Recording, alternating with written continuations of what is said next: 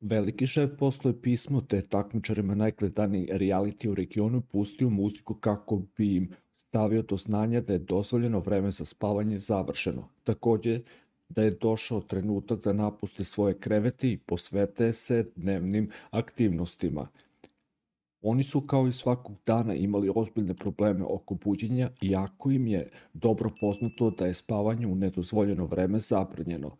Neki od takmičara su umalo sebe doveli u situaciju da budu kažnjeni zbog kršenja pomenutog pravila, ali ipak ne vreme odreagovali.